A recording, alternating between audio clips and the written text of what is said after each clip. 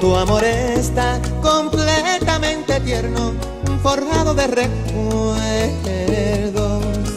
Y sin saber, es cielo en la ventana que me abre la mañana. Tu amor me parte en dos el occidente, me clava de repente y me convierte en masa que se amolda a una ilusión ardiente. Dime si mastico el verde menta de tu voz o le pego un parcho al alma. Atame al pulgar derecho de tu corazón y dime cómo está mi amor en tu amor. Frío, frío, como el agua del río, oh caliente, como agua de la fuente. Tibio, tibio, como un beso que calla y se enciende, si es que acaso le quieres.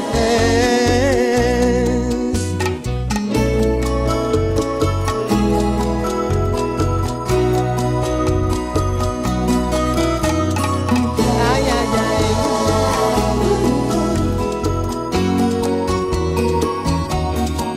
Tu amor despierta y lava su carita, de rosas me salpica y sin saber es una vía láctea que gira y me da vida. Tu amor lo guardo dentro de mis ojos como una lagrimita y no los lloro para que no salgan tus besos de mi vista. Dime si mastico el verde menta de tu voz o le pego un parcho a mi alma. Atame al pulgar derecho de tu corazón y dime cómo está mi amor en tu amor. Frío, frío, como el agua del río, oh caliente, como agua de la fuente. Tibio, tibio, como un beso que calla y se enciende, si es que acaso le quieres.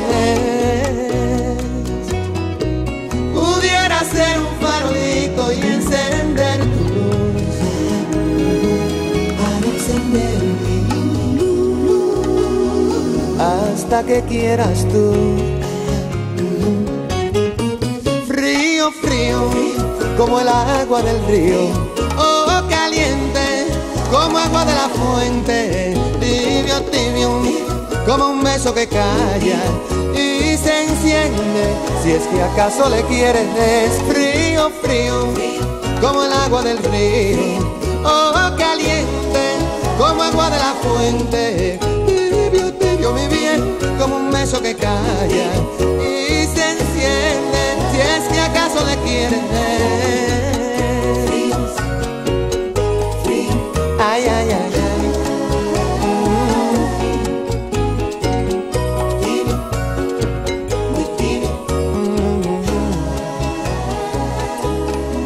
Frío, frío, como el agua del río, oh caliente, como agua de la fuente. Tibio, tibio, como un beso que calla y se enciende, si es que acaso le quieres. Frío, frío, como el agua del río, oh caliente, como agua de la fuente.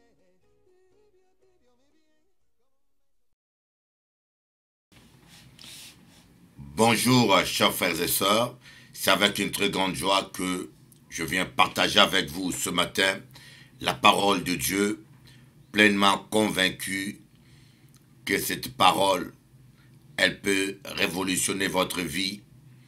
Elle est la clé du vrai bonheur. Et le bonheur ne se trouve pas dans l'argent. Le bonheur ne se trouve pas ni dans le mariage, ni dans le succès. Le bonheur se trouve auprès de Jésus. Et lorsque vous acceptez Jésus-Christ dans votre vie, vous allez expérimenter ce que c'est que le bonheur. Avant toute chose, avant de continuer avec notre partage, notre émission, j'aimerais vous donner quelques versets qui vont vous aider à bien comprendre le développement de ce sujet. la vie de la prière. La vie de la prière. Et ce que j'aimerais dire, quelque chose que vous devez comprendre, que la prière n'est pas une option. La prière est une obligation. Il y a des bénédictions auxquelles vous ne pourrez jamais accéder sans la prière. La Bible nous le démontre que Dieu exige la persévérance. Il faut persévérer.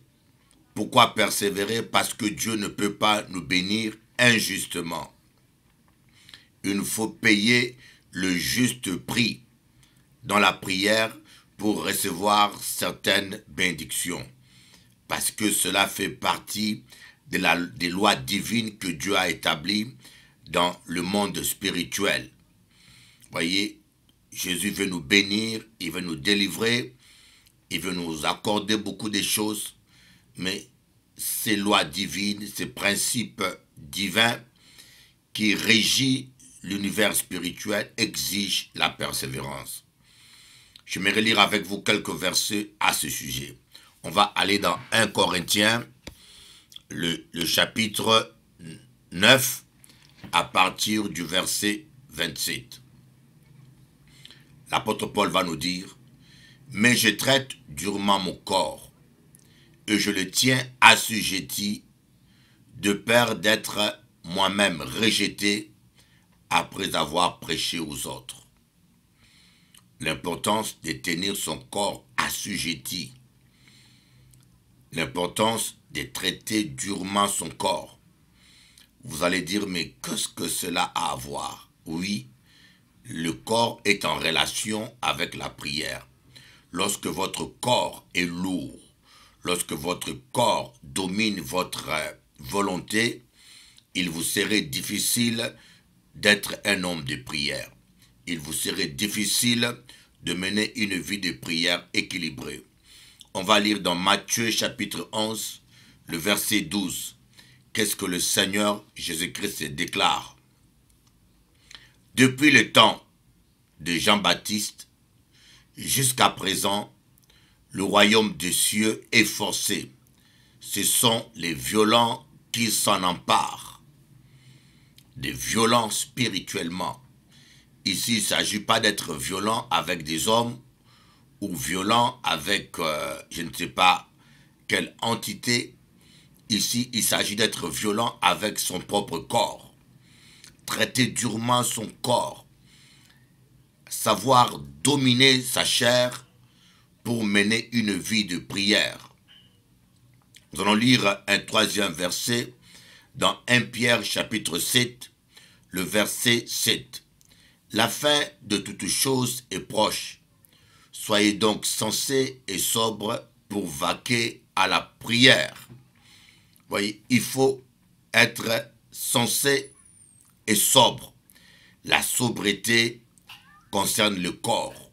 La sobriété concerne l'équilibre dans le manger et le boire. Être assez équilibré, avoir le bon sens, comprendre avec la sagesse spirituelle quel temps nous vivons et que la fin de toutes choses est proche. Le péché pénètre partout. L'air spirituel que nous respirons est pollué. Nous devons être sensés et sobres pour vaguer à la prière. Nous allons lire maintenant le 4e verset dans Exode, le chapitre 17, à partir du verset 11, et cela vient mettre encore en évidence l'importance de la prière. Lorsque Moïse élevait sa main, Israël était le plus fort. Et lorsqu'il baissait sa main, Amalek était le plus fort. Vous voyez ici, il ne s'agit pas d'un péché, il ne s'agit pas de la puissance du diable. Vous voyez, le diable devant un chrétien n'est pas fort. C'est l'issue du combat dépend de nous-mêmes. Si vous levez les mains, vous priez, vous aurez la victoire contre la malédiction, la victoire contre la sorcellerie. Et si vous baissez les mains, bien que vous soyez chrétien, vous ouvrez une porte à l'ennemi parce que la paresse spirituelle est une porte ouverte à l'ennemi. L'ennemi pourra venir, vous détruire et vous vaincre. Il y a eu beaucoup de pasteurs, beaucoup de chrétiens qui ont été vaincus par la sorcellerie parce qu'ils ont baissé les mains. Nous allons voir dans Matthieu chapitre 26, le verset 41. Veillez et priez afin que vous ne tombiez pas dans la tentation. L'esprit est bien disposé, mais la chair est faible. Veillez et priez afin que vous ne tombiez pas dans la tentation. Voilà, chers amis, ces quelques versets que je voulais lire avec vous pour vous montrer l'importance de la prière dans la vie d'un enfant de Dieu et quelquefois les conditions adéquates pour mener une vie de prière victorieuse. Et vous voyez, des fois, nous ne comprenons pas, la plupart des chrétiens, que notre premier ennemi, ce n'est pas le diable, c'est notre propre corps. Ton premier ennemi, ce n'est pas le sorcier, ce n'est pas le diable, ce n'est pas le voisin, c'est ton propre corps. Parce que c'est ton corps qui t'amène au péché. C'est ton corps qui t'amène dans la convoitise. Et c'est ton corps qui est un obstacle à la prière. Et l'apôtre Paul avait compris cela. C'est la raison pour laquelle l'apôtre Paul avait écrit dans 1 Corinthiens 9, il disait qu'il traitait durement son corps. C'est quoi traiter durement son corps? Ce n'est pas se flageller. Ce n'est pas ce genre de pratique que certaines personnes, comme les chiites, pratiquent. Non, ce n'est pas l'automutilation. Traiter durement son corps, c'est mener une vie de prière dans des conditions parfois difficiles. Vous voyez, des fois, ton corps a besoin de dormir sur un lit confortable. Et que c'est l'heure de la prière, vous devez obliger votre corps. Vous voyez, c'est comme les athlètes. Les athlètes traitent durement leur corps. Non, ils ne font pas de l'automutilation, mais ils doivent être disciplinés, ne pas céder aux caprices du corps pour garder un certain poids et pour être compétitifs. De même, nous, les chrétiens, nous sommes des athlètes spirituels.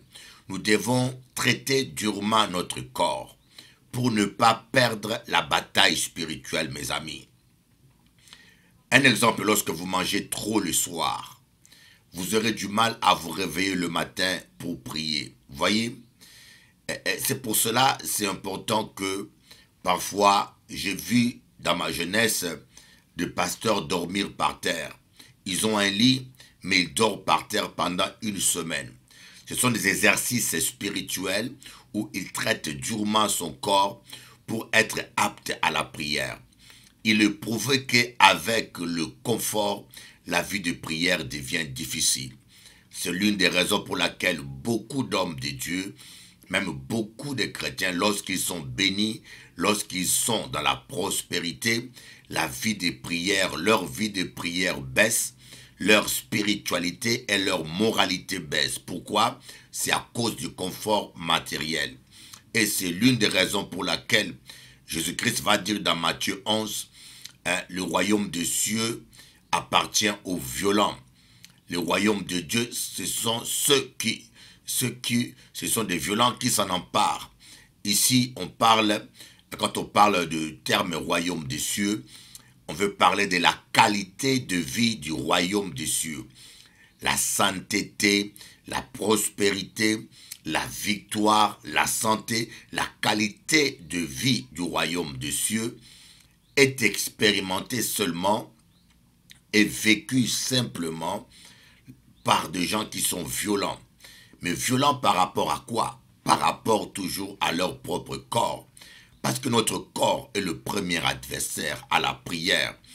Et le diable, lui, le diable comme les sorciers, ne font qu'exploiter les failles.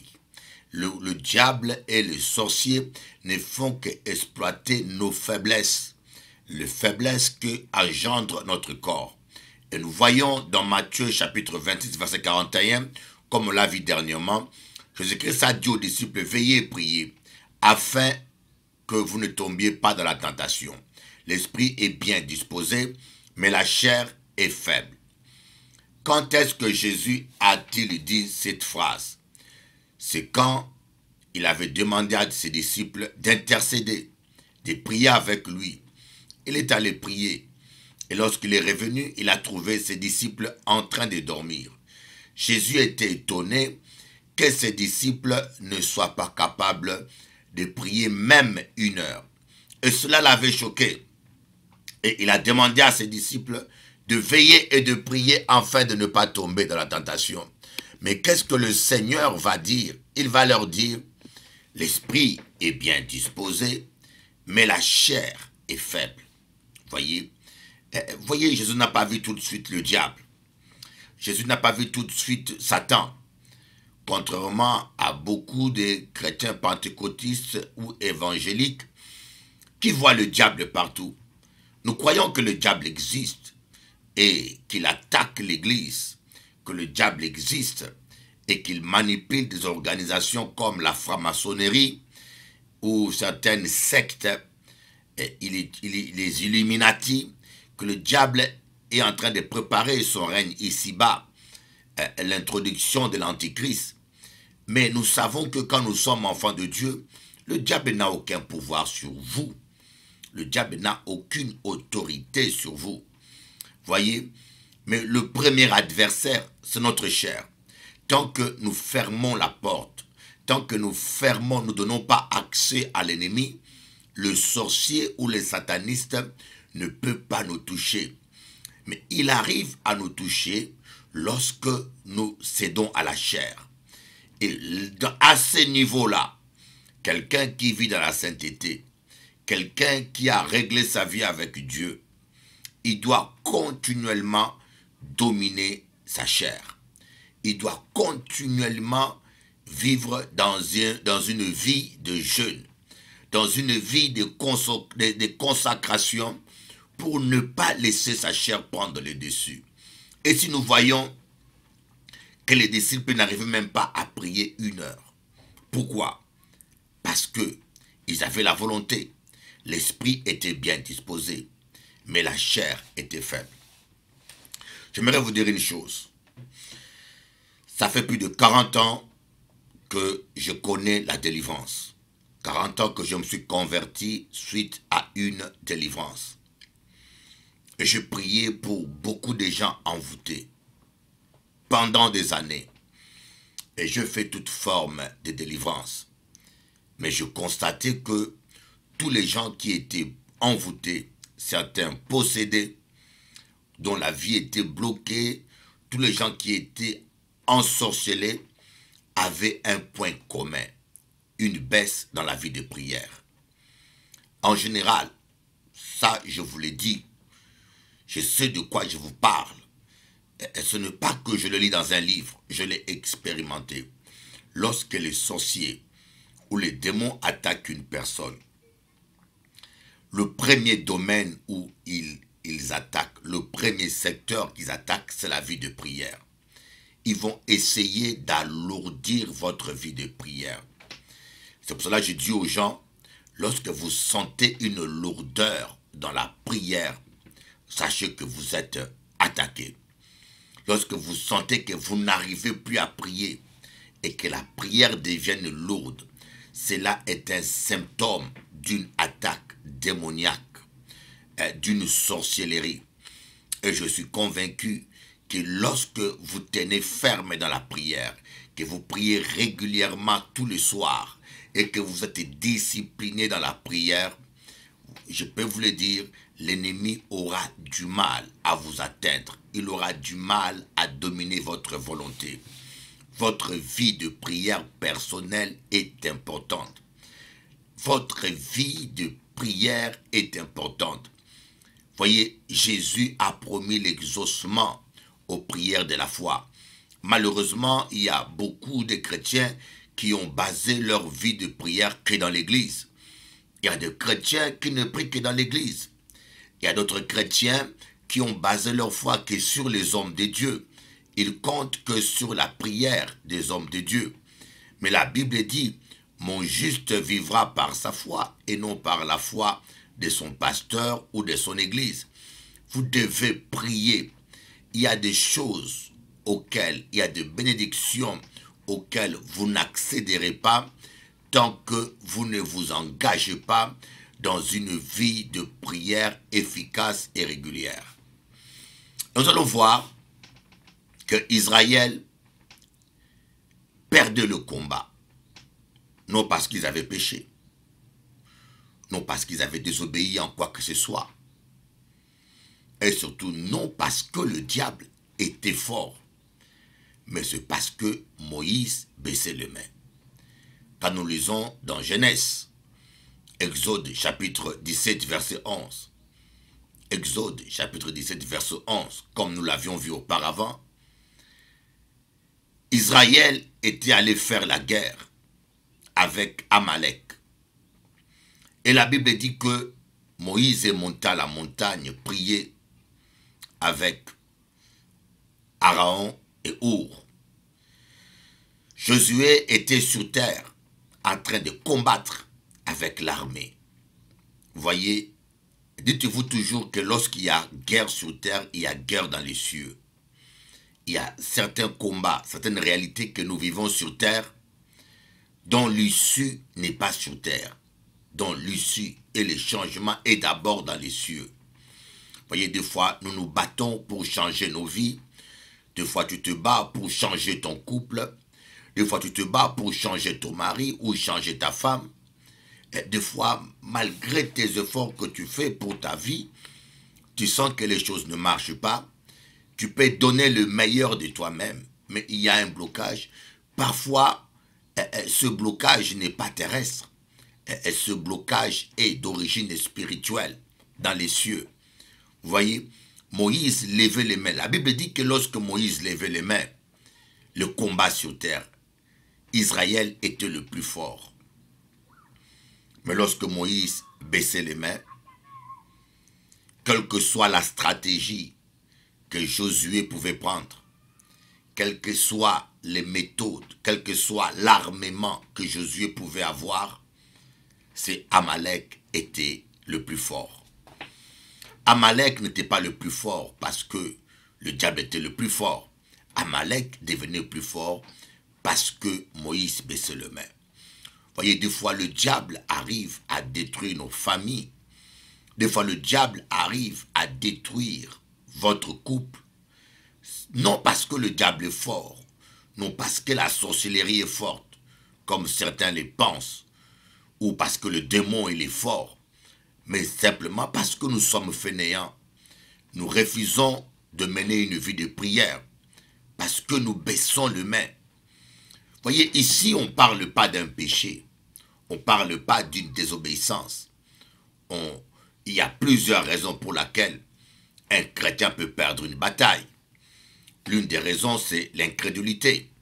Quand un chrétien manque de foi, il ne peut rien recevoir de Dieu. Bien sûr, inclut la victoire. Et lorsqu'un chrétien vit dans le péché, il ne peut rien recevoir de Dieu parce qu'il donne accès au démon. Et le diable a droit de toucher à sa vie. Et la troisième raison qui peut donner l'échec, qui explique l'échec de beaucoup de chrétiens dans le combat spirituel, lorsque nous sommes fainéants dans la prière, lorsque nous baissons les mains dans la prière, lorsque nous cédons à la chair. C'est en ce moment-là que l'ennemi attaque, Moi, je me rappelle d'une église qui a été attaquée. Il y avait un sorcier qui venait d'Afrique, qui est venu en Europe et qui a commencé à attaquer une église. Cette église était à Saint-Cyr. Je peux même vous donner la ville où elle était, à Saint-Cyr. C'était une église évangélique. Mais qu'est-ce que nous avions constaté? La louange était devenue lourde. La prière était devenue lourde. La prière était devenue tellement lourde que pendant le culte même, le pasteur dormait. En plein culte, nous avons constaté que cet homme de Dieu, qui était un homme consacré, dormait même au point où il ronflait. Et nous qui étions là, on rigolait, on me disait, mais cet homme est fainéant. Jusqu'à ce qu'un jour, nous sommes rentrés en jeûne. Nous avions fait 40 jours de veillée et prière, veillée de nuit et prière. Au bout de quelques jours, une jeune fille,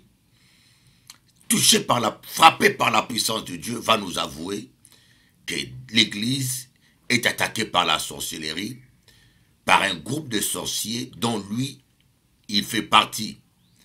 La nuit, leur esprit quitte leur corps.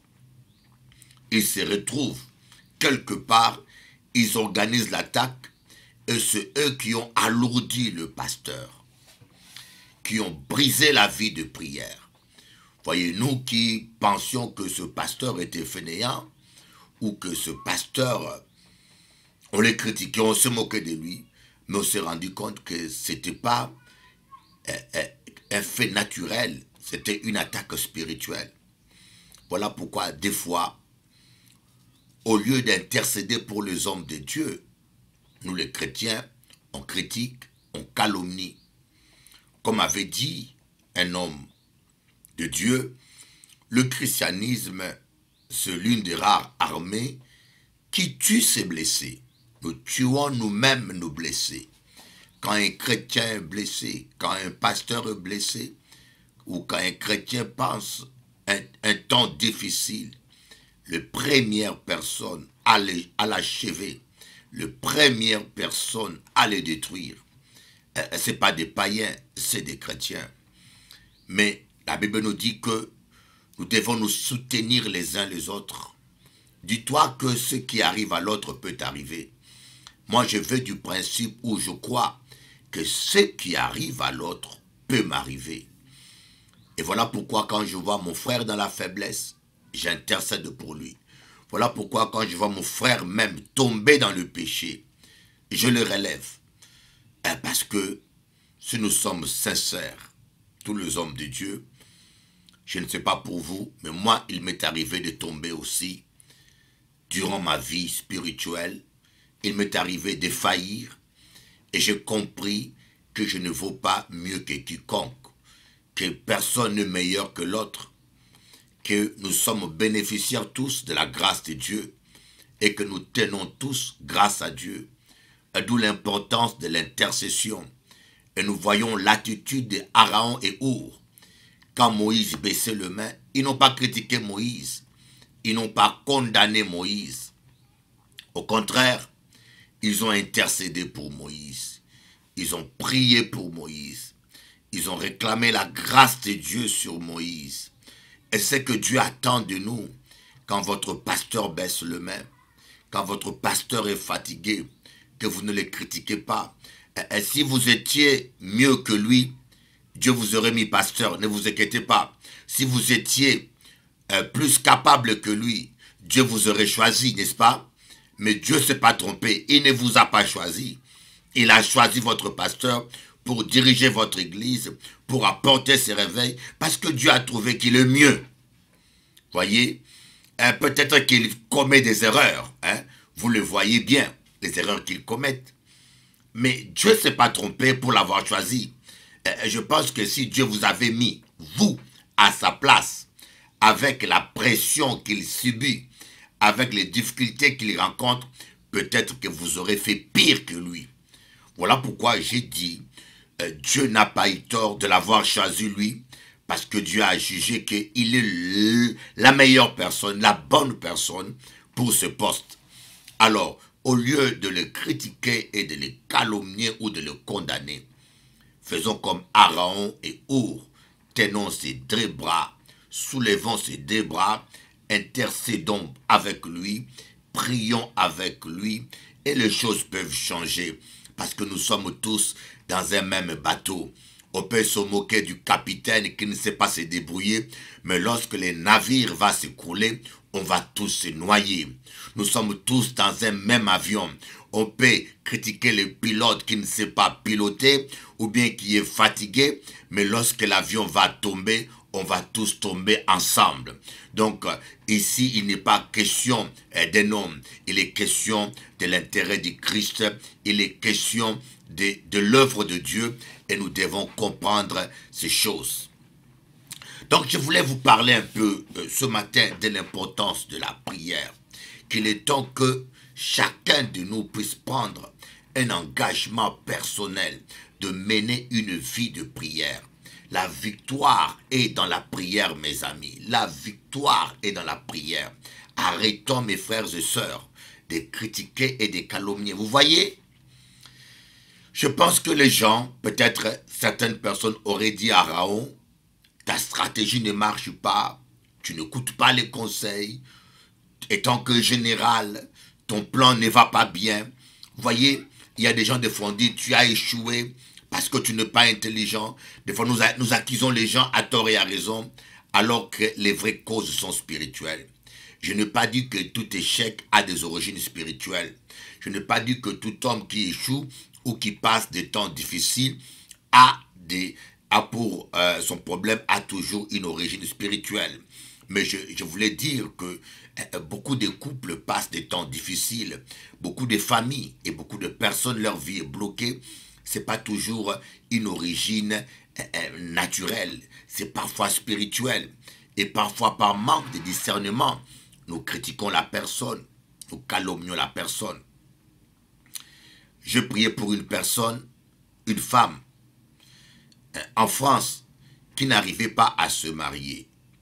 Cette femme n'arrivait pas à se marier et c'était une jolie femme et les gens se posaient la question pourquoi elle n'arrive pas à se marier.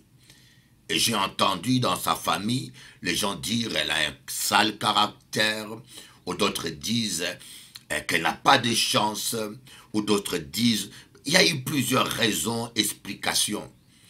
Mais lorsque je commençais à prier pour cette femme et quelque chose s'est manifesté, il y avait un démon. Un mari de nuit. Un mari de nuit, c'est un esprit de sorcellerie et qui s'accouple avec la femme dans les songes. Et ce mari de nuit était un démon méchant. Et chaque fois que cette femme voulait se marier, chaque fois que cette femme voulait faire sa vie, et ces démons donnaient des mauvaises humeurs à cette femme. Cette jeune femme, il y a un moment donné, elle devenait désagréable avec sa fiancée. Sans explication, il y a un moment donné, elle repoussait cet homme et en fin de compte, tous ses fiançailles et ses engagements terminaient par un échec. Et parfois, lorsqu'elle tenait bon, les démons allaient attaquer cet homme qui voulait s'engager avec elle. C'était un esprit très jaloux et cet homme, soit il tombait malade, où cet homme, d'une manière inexplicable, disparaissait. Mais j'ai entendu les parents de cette jeune fille critiquer, le conseiller, mais eux voyaient les choses simplement sous un angle humain, alors que c'était quelque chose qui avait des origines spirituelles. Et quand je commençais à prier pour cette femme, quand je lui ai imposé les mains, et j'ai pris autorité sur cet esprit mauvais, les démons ont commencé à se manifester. Et quand le démon a quitté le corps de cette femme et qu'elle a été libérée, elle a retrouvé sa liberté. Elle s'est retrouvée elle-même et elle a pu se marier, refaire sa vie. Mes amis, c'est pour vous dire que prenez conscience que beaucoup de choses qui nous arrivent des fois, nous critiquons nos enfants, nous critiquons les gens. Je connais une fille qui a commencé, qui a été bien élevée, et à un moment donné, elle s'est mariée et elle est tombée amoureuse d'un autre homme. Son mari ne comprenait rien. Son mari ne comprenait rien. Comment une femme aussi sérieuse, aussi calme, brusquement elle change, elle devient folle d'un autre homme. Et cet homme-là avait fait la sorcellerie. Et cet homme-là l'avait charmé. Voyez, cet homme-là l'avait karma charmé. Et quand l'esprit de charme est sur vous, et je peux vous dire, ça peut rendre quelqu'un fou. Cette femme était prête même à sortir par la fenêtre pour aller rejoindre cet homme-là. Vous voyez, c'est seulement par la prière, lorsqu'on a commencé à prier pour cette femme, qu'on s'est rendu compte qu'il y avait un esprit de sorcellerie, un esprit de charme. Et on a fait la délivrance de cette femme et elle s'est retrouvée elle-même. Moi, j'appelle ça des viols légaux. Des viols légaux parce que devant la loi, cela n'est pas poursuivi, cela ne peut pas s'éprouver d'une manière rationnelle, mais nous savons que ce sont des choses qui existent, qu'on peut envoûter quelqu'un, faire la sorcellerie sur quelqu'un, l'amener à faire des choses en dehors de sa propre volonté, jusqu'à tomber amoureux. Je pense qu'il y en a qui me suivent, qui pensent que c'est de la fiction ou des racontages que j'ai dit, mais ce sont des réalités. Alors, d'où l'importance, mon frère, ma soeur, de donner ta vie à Jésus. Jésus va te protéger de toutes ces choses. Quelqu'un qui n'a pas Jésus n'est pas du tout à l'abri. Vous êtes à la merci de toute forme de sorcellerie, de toute forme de mauvais sorts. Venez auprès de Jésus et donnez votre vie à Jésus. Et quand vous donnez votre vie à Jésus, c'est important de vous séparer du péché, d'abandonner le péché sous toutes ses formes. Et quand vous abandonnez le péché, cela ne suffit pas. Adonnez-vous à une vie de prière, une vie saine de prière. Vous allez dire, mais pasteur, moi je ne sais pas prier. Si vous savez parler, vous savez prier.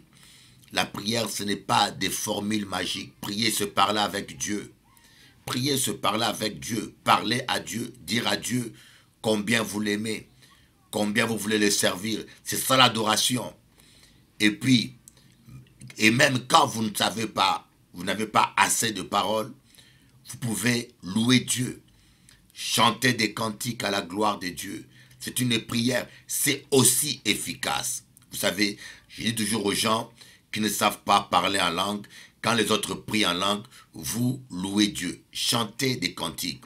La Bible dit que Dieu siège au milieu de la louange d'Israël. Lorsque vous louez Dieu, lorsque vous adorez Dieu, le feu de Dieu descend et Dieu vous protège. La prière n'est pas une option. La prière est une obligation, mes amis. La prière est une obligation. N'oubliez pas le 7 mai, le jeudi 7 mai, le vendredi jeudi 7 mai, le vendredi 8 mai, le vendredi 8 mai, le samedi 9 mai, le dimanche 10 mai, je serai en Martinique avec le pasteur Alain Villan qui me recevra dans l'église Le Temps du Réveil à Saint-Joseph, juste après le pont. Et le jeudi 14 mai, la semaine qui suit, vendredi 15 mai, samedi 16 mai, dimanche 17 mai, je serai en Guadeloupe, à Bergevin, dans mon église.